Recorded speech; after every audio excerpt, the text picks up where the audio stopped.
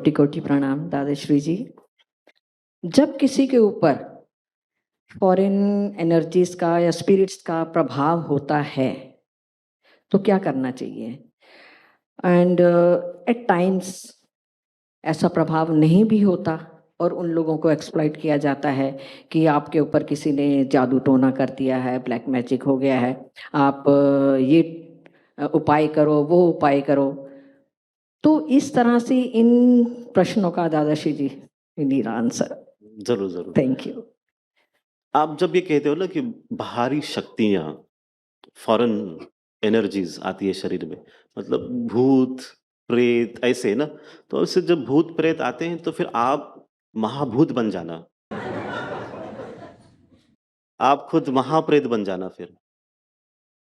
वो डर के भाग जाएँगे, क्योंकि आप जिससे डरते हो वो आपको और डराएगा।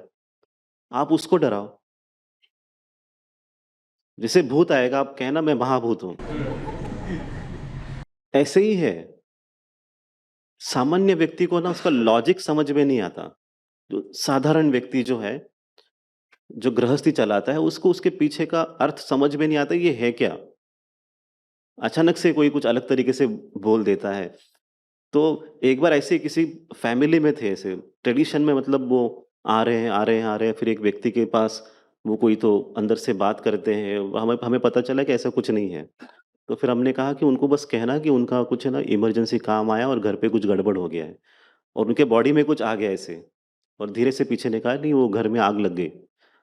तो जैसे कहा वो नॉर्मल हो गए और तुरंत घर के लिए भागे और बाकी जितने लोग बैठे थे सब अरे! इतने सालों से चल रहा है, वो बंद हो गया। तो मैं कह रहा हूँ कि 70-75% ये मन का खेल होता है।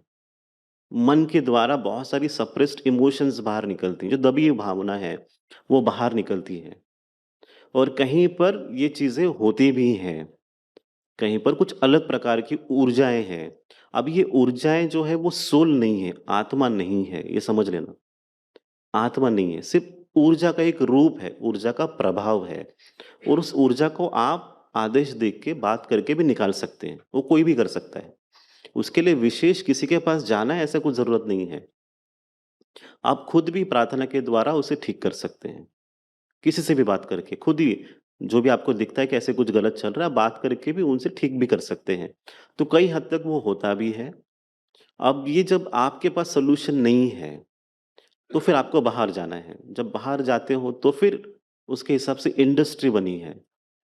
फिर इंडस्ट्री के हिसाब से सबके अपने-अपने रेट्स होते हैं। फिर आपको वो रेट्स के हिसाब से घूमना पड़ता है। जैसे डॉक्टर्स एक क्लिनिक टू क्लिनिक जाते हैं वैसे आपको फिर इसके लिए घूमना पड़ता है। पर मैं कह रहा हूँ कि ये आप खुद भी ठीक कर सकते हो। अब इसी का एग्ज़ाम्पल देखिए आप यहाँ पर पिछले 10 सालों से हैं। आपने कितने बार देखा मुझे ऐसा कहते हुए? एक बार भी नहीं कहा।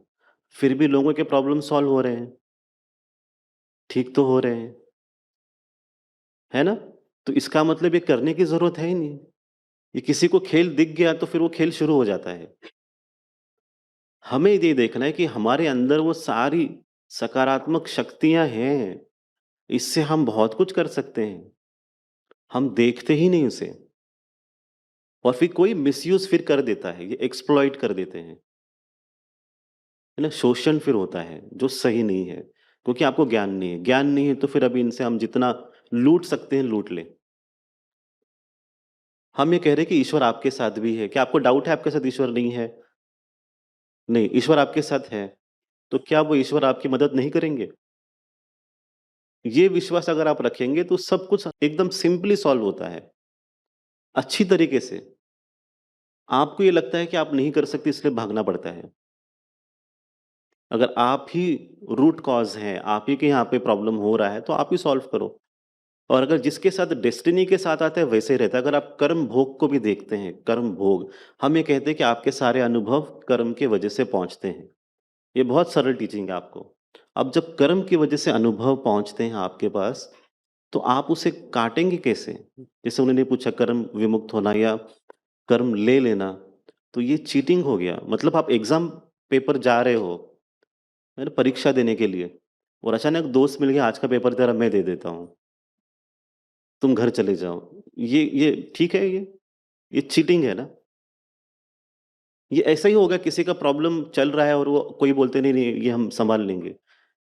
ये थोड़ी देर के लिए आपको लगेगा ऐसा, थोड़ी देर के लिए कि सॉल्व हो गया, पर वो वापस और कई गुना ज़्यादा बढ़ के वापस आएगा। या आप लिखवा लो, जब भी आपको ये बोलता है कि हमको ये ठीक लगा, वो वापस आएगा ही आएगा। कर्म के भोग हैं वो। कर्म के भोग आपको उसका सामना करना ही पड़ता है, वहाँ पे बैठना ही पड़ता है। इसके लिए कोई और विकल्प नहीं है। गुरु आपको आसान कर देते हैं उसे सीखने के लिए, समझने के लिए, ताकि आप जल्दी उसमें से बाहर आ पाएँ। ये इसके पीछे का लॉजिक है।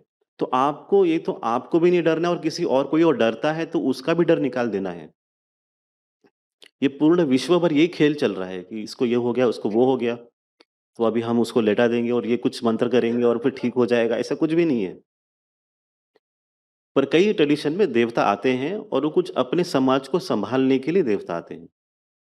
तो ये भी होता है, ये ऊर्जा की वजह से होता है। सोल नहीं है, आत्मा नहीं है, ये समझ लेना। ये ऊर्जा होती है, वो बस अपना कार्य करती है और आप माध्यम बनते हो।